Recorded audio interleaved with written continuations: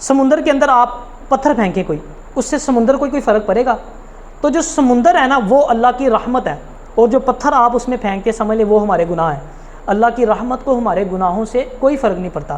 اللہ کی رحمت تو معافی کے بہانے تلاش کرتی ہے۔ ایک فاحشہ عورت تھی، اس نے ایک کنویں کے ارد گرد نا کتے کو گھومتے دیکھا، تو وہ سمجھ گئی کہ اس نے پانی پینے، اس کو پیاس لگی ہے۔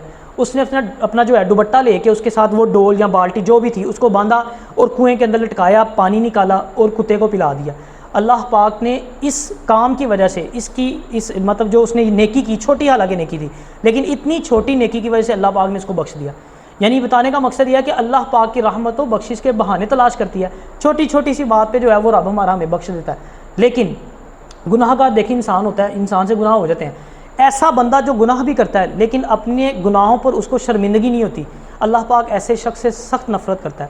وہ کہتے ہیں نا کہ بہترین گناہ گار وہ ہے جس سے گناہ تو صادر ہو جائے لیکن وہ فوراً توبہ کر لیتا ہے، ایسے شخص کو اللہ پاک بڑا پسند فرماتا ہے۔ تو کبھی بھی آپ سے گناہ ہو جائے، یہاں پہ ایک اور بات بھی ایڈ کروں گا کہ جب آپ سے گناہ صادر ہو جائے نا تو کوشش کیا کرے فوراً نیکی کر لیا کرے، اس سے جو گناہ ہے نا وہ مٹ جاتا ہے۔ لیکن اس کا مطلب یہ بھی نہیں ہے کہ آپ یہ سوچیں کہ میں گناہ کر لیتا ہوں بعد میں دروشی پڑھ لوں گا 5-10 دفعہ میرے گناہ معاف ہو جائیں گے۔ رحمت کی امید پہ گناہ کرنا ہلاکت ہے۔ ایسے شخص سے اللہ پاک شدید نفرت کرتا ہے جو رحمت کی امید پہ گناہ کرتا ہے، یعنی یہ سوچ کے کہ اللہ تو بڑا غفور الرحیم ہے تو سارے گناہ کریے تھا، یہ سوچ کے اس کی بخشش نہیں ہے۔ ہو سکتا ہے اللہ پاک اس کو نہ معاف کرے، اس سے سخت ناراضگی کا اظہار کرے۔ تو کبھی بھی رحمت کی امید پہ جو ہے وہ گناہ نہیں کرنا۔ ایک لاسٹ بات کہہ کے میں بات کو ختم کروں گا کہ کبھی بھی نا آپ گناہ کے اوپر کسی کو گواہ نہ بنائیں۔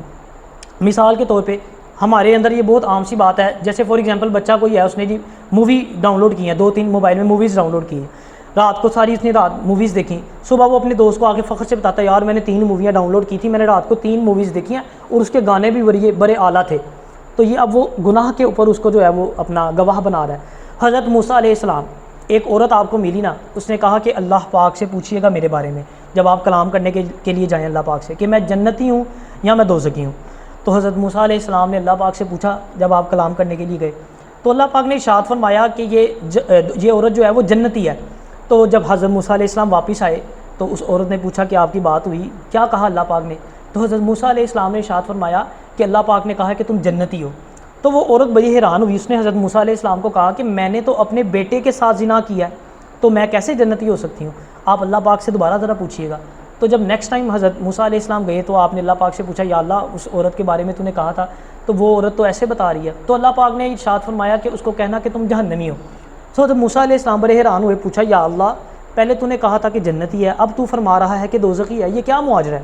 تو اللہ پاک نے ارشاد فرمایا کہ پہلے جب اس نے تمہیں بھیجا تھا میرے پاس تب اس کا گناہ اس کے اور میرے درمیان تھا، اب جب تم گئے واپس اور اس نے تمہیں بتایا کہ میں نے یہ گناہ کیا تو اس نے اپنے گناہ کے اوپر تمہیں گواہ بنا لیا، تو لہٰذا وہ جہنمی ہے۔ تو اس لیے کبھی بھی کسی گناہ کے اوپر لوگوں کو گواہ نہ بنائیں۔ اللہ پاک ہمیں عمل کرنے کی توفیق عطا فرمائے۔